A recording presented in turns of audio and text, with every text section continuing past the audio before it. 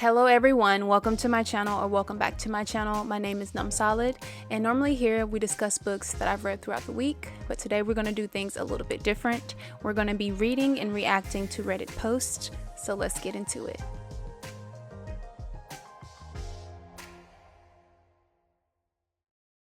Yeah, I decided to do things a little bit different today. I remember mentioning either a week ago or whenever I last posted that I was wanting to try something new, like in between doing the stories. I was going to be reacting and having the Reddit post because I thought that they're just neat, and sometimes these stories are just crazy. They're just crazy. So I was just like, I think y'all will enjoy this too, just as much as I enjoy it. I'm still working on His and Hers by Alice Finney. It has like 305 or 306 pages in it, and I'm on like 239. So I should be through with that one and posting that video next week. But we're going to be reacting to the Reddit post, the AITA, the Am I the A-hole? And this one it says, "Am I the a-hole for asking my sister to leave after she tried to kick me out of my own house?" Now, this person is not the OP, which is the original poster. But let's get into it. So it says, "My 26-year-old female sister, who I'll call Emily, moved in with her husband, 29-year-old male, who I'll call Roger, 2 years back. Emily and I were never very close, but we were family nonetheless.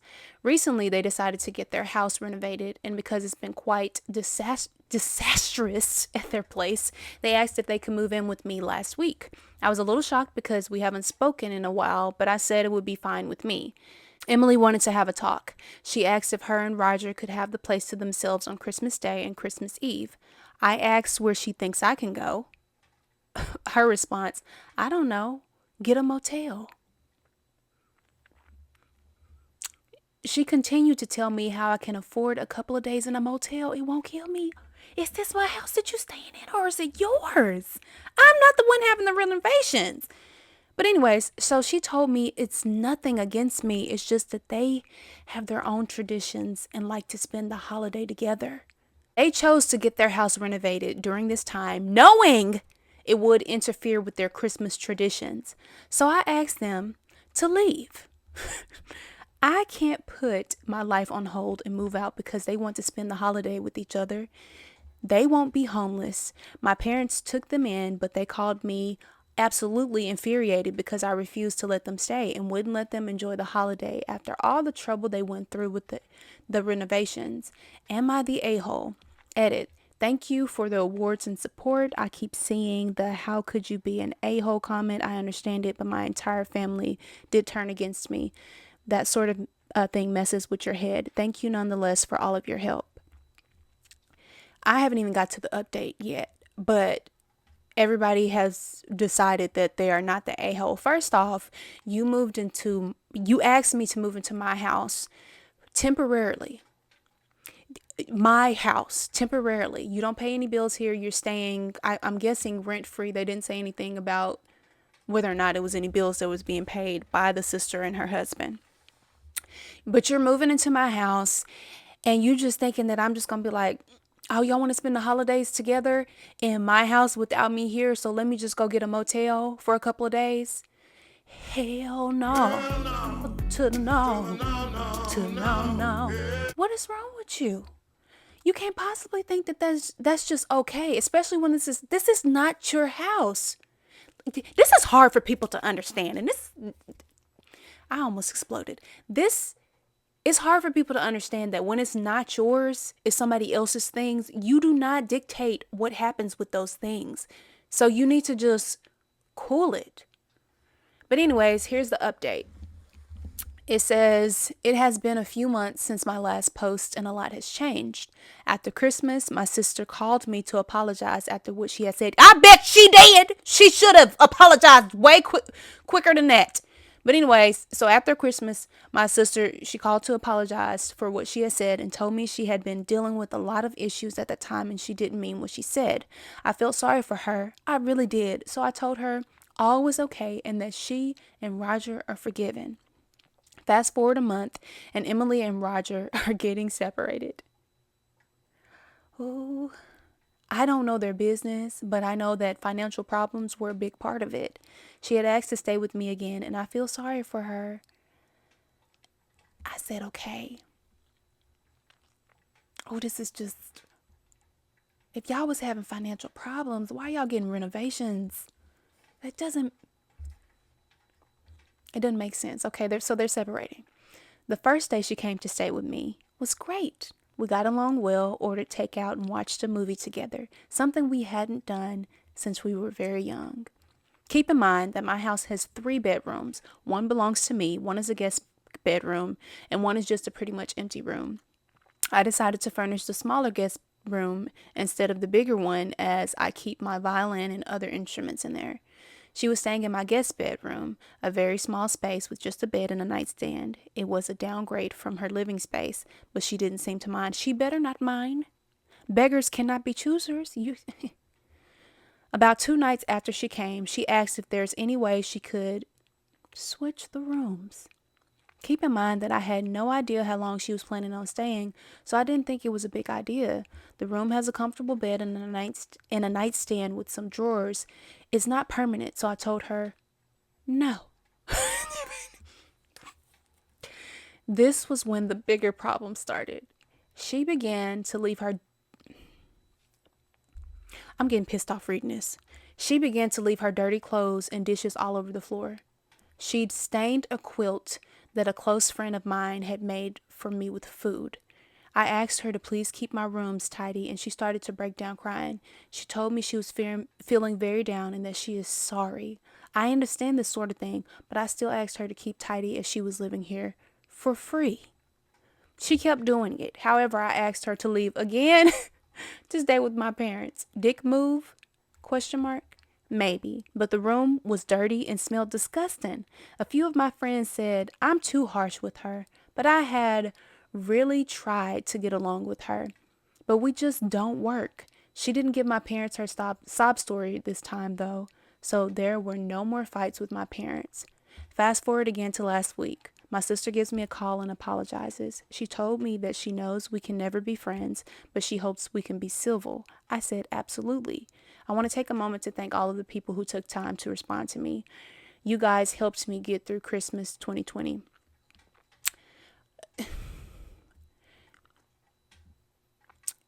This is why you can't have nobody staying in your house. This is exactly the reason why you can't have anyone staying in your house, because if they don't respect their things, they're not going to respect yours. And I don't know how this sister was doing in her own home, but you cannot, if you're staying in somebody's house rent free, if I was staying in somebody's house rent free, I'm going to try to do as much as I can to make them know that I'm appreciative of what is given to me. I know that my space may be small, but this is not my space. This is borrowed space right now. So I have to adhere to all of the rules of a house that is not mine, that I am also not paying any bills in. I'm living here rent free. I'm probably eating up all your groceries, using up all your toilet paper. The least I could do is keep my room clean, help out with some dishes, maybe cook some dinners and something like that. I understand being depressed or having moments of just stuff. It's a hard pill to swallow, because it's just like, I understand you going through a divorce, a separation with your husband, but you also have to respect the people's houses that you're staying in regardless. It just doesn't work, I guess, the way that other people think. So let's read some of these comments that they said. They said, I don't know their business, but I know that financial problems were a big part of it. Maybe don't renovate your house and put unnecessary financial strain on your relationship with money is tight. This is almost, but not quite, as bad as a couple deciding to have a baby in order to save their relationship. I agree with them. If you're having financial problems, I said that earlier, do not have renovations going on. Somebody else said, Maybe it wasn't renovations. Maybe it was we have to sell. Who knows? Um, Somebody said maybe it wasn't renovations, but professional cleaners cleaning up years of mess. That's not funny. It's not funny. And I'm gonna make this be the I'm gonna read two more and then I'm gonna go to the next one. Yes, and they wanted privacy on Christmas because they didn't want a witness to their strained relationship. That doesn't justify what they asked for, but it's interesting to hear some context. And the last one, maybe it wasn't renovations, maybe it was an art room for my friend. I don't understand that. Okay, on to the next one. This one is under the subreddit family drama and it's called Evil Stepmother. So this story it says this story is a very long story, so be patient. My dad, Henry, 52, and stepmom, Karen, 35, have been together for about 10 years or so. When they got together, my dad wasn't really in my life, so I didn't have very many problems until I turned 18 and moved back to the town they live in. Run-on sentences galore. Karen was always nice at first.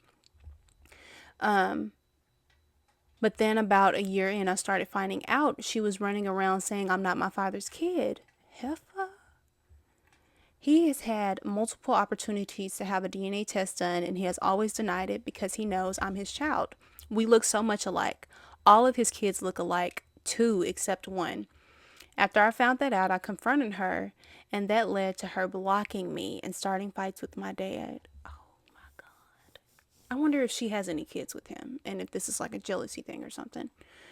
A couple of months later, my little brother Daniel, 21, decided he wanted to propose to his girlfriend Lindsay, 21, and Karen took over everything. She wouldn't let him plan a single thing for the proposal. He had to do whatever Karen said to do. No, about 6 months later, I found out I was pregnant, December 2020, and everything was fine and dandy until she made me find out the gender with her in the car. My husband wasn't even with me. She wanted to know because she took me. When my older sister, Cassidy, 32, found out she was pregnant, Karen took over the entire pregnancy. I was about 7 months pregnant at the time. Karen went to the hospital when Cassidy has her daughter and took her home. She kept her for a week. Who did she keep for a week? Did she keep Cassidy and the daughter or the daughter? She took she took the baby. It says Cassidy was stuck at the hospital and couldn't do anything. The lady, she done took this baby home. Karen started watching Cassidy's daughter or baby while she works and completely ignored everything she asks. Don't give her cereal in the bottle. No human food, etc. She was too young for it. Karen did it anyways. Oh my God. Karen would leave the babies in diapers all day until right before Cassidy would show up. After Cassidy found out about everything, because of me, she stopped talking to both Karen and Henry. So fast forward to January of 2024, we found out Karen is cheating on our dad. When we told Dad, he didn't believe us, so we forgot about it and said one day she would get caught. Oh, December. I can't stand her. And your name is Karen? Not saying I have a friend. I have people that I know named Karen and I love her. But we know about that name. So once October came around, everything changed. All the dirty secrets came out. She was trying to get her 15-year-old niece to have sex with her boyfriend. And she said no and told her mom what Karen was trying to do. Karen, not only are you cheating on my daddy, but you trying to get your niece to sleep with your husband. Oh, you nasty slut bag.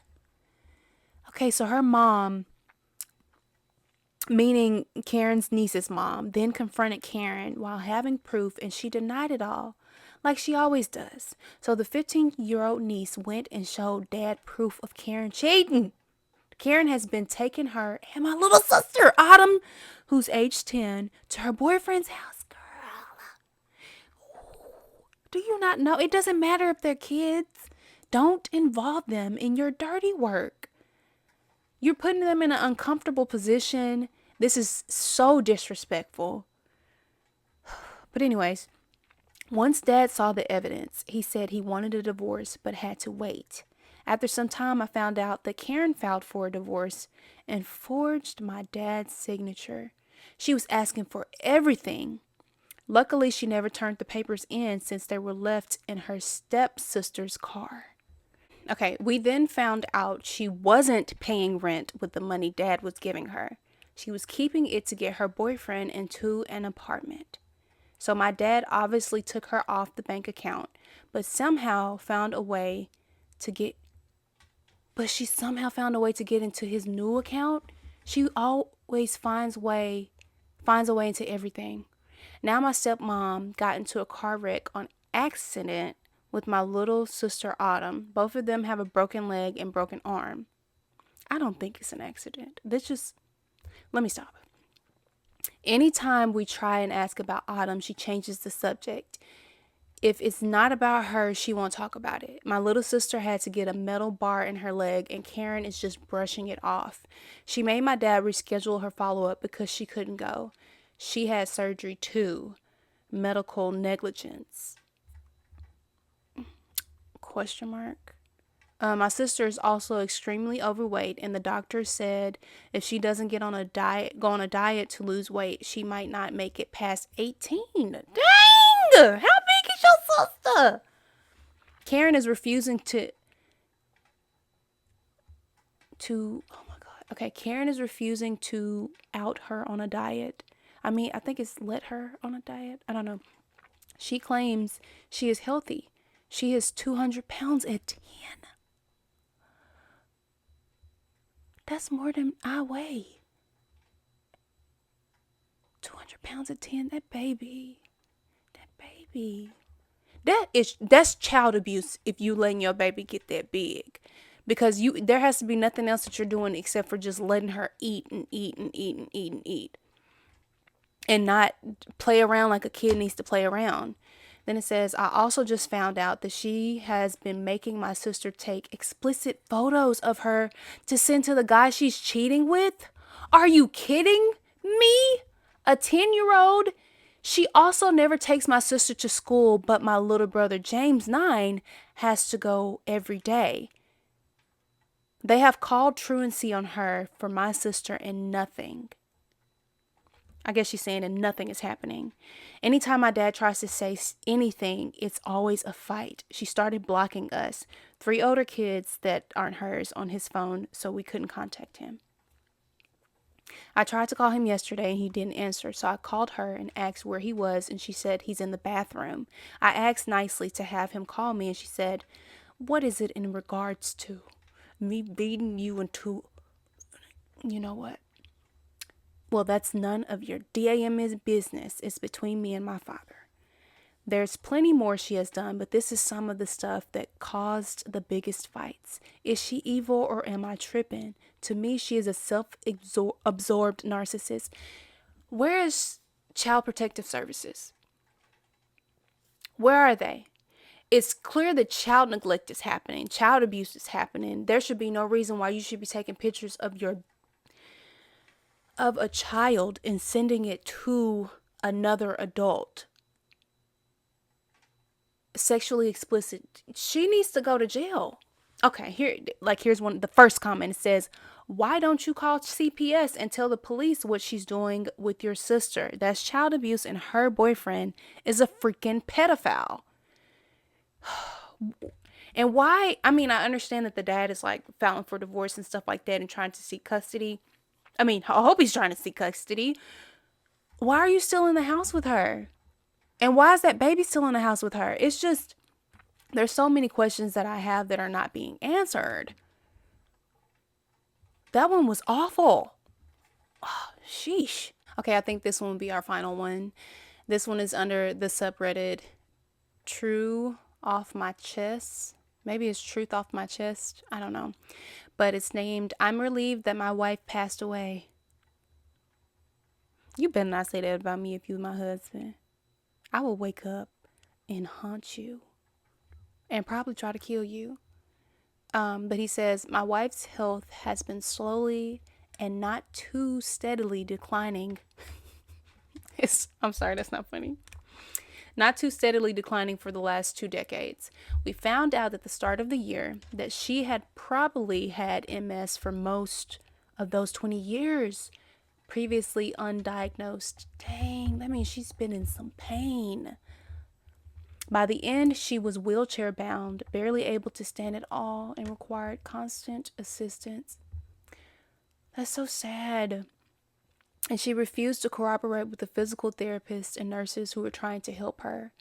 She did the absolute minimum she felt like she could get away with, and she rarely if ever thought about the impact of her decisions or what she said on other people. For the last 5 years, more and more of my time had been taking up being a living caregiver for her. This is on top of working a full-time job to support us. I was exhausted. I was burnt out. I was tired of being treated as little more than a servant to meet her needs. On August of 2024, she finally got bad enough that I couldn't deal with it anymore, and we transitioned her into a long-term care facility. For a while, that seemed to be going well. I'm hoping that it.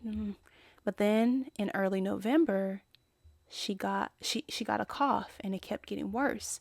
By the first week or two of December, it was bad, and they sent her to the hospital where she was diagnosed, with pneumonia.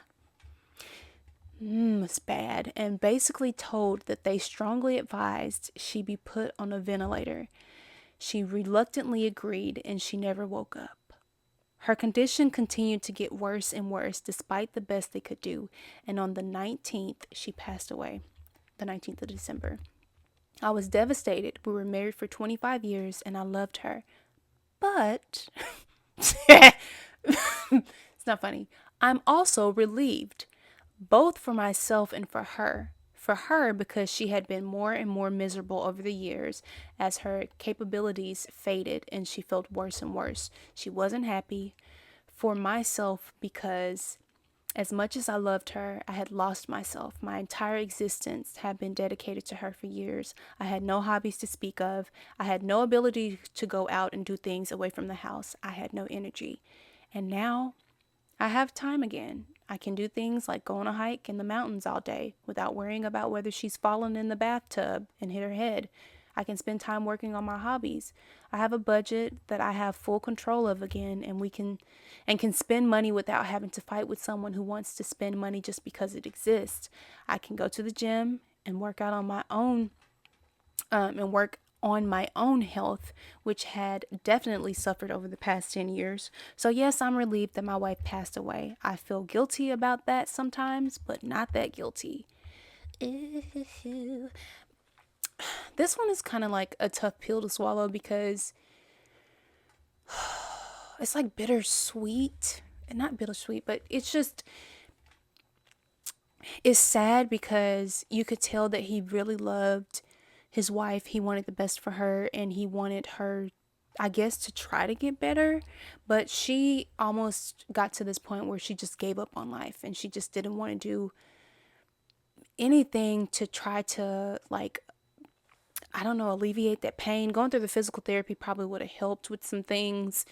Because that multiple sclerosis, it affects your movement, and it's just a lot of pain.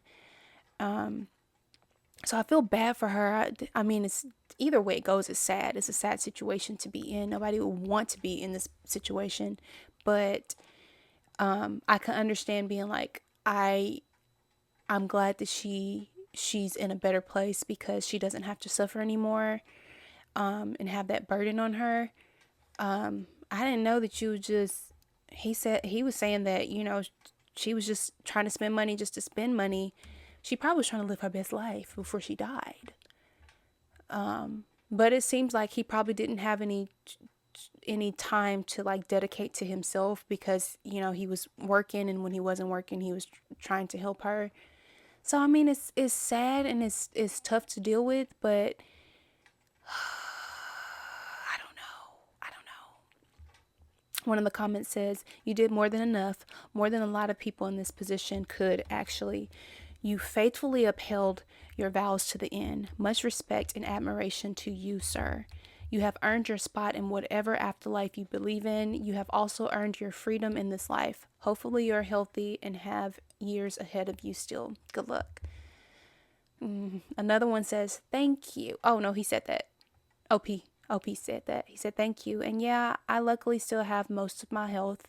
I'm very overweight and ended up with diabetes, the sugar diabetes. But I've got my diabetes." I'm sorry.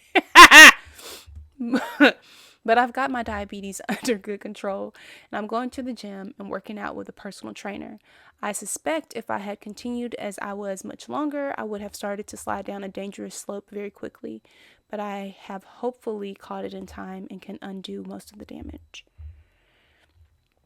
Yeah, that's hard. But I guess he got his life back. What else can I say? I don't know what else to say to that except for just it's just that one is just it's hard to deal with. It's like balance. Get out of the way. It's like I don't I don't know. I don't know. Like I said, it's good that she's in a better place. She doesn't have to suffer anymore. And I guess it also is good for him because he gets to try to carve out a life where he can try to take care of himself. Though I don't think, I don't know. Hey, I don't know. Hey guys, so I'm sitting over here editing and I forgot to record an outro. So thank you so much for watching and taking the time out of your day to indulge in my mess. Hopefully we'll see you next week with His and Hers by Alice Finney, since I've been working on it for so long. But like and subscribe, and if you want to comment down below, go ahead and do that. But until next time, we'll see you later.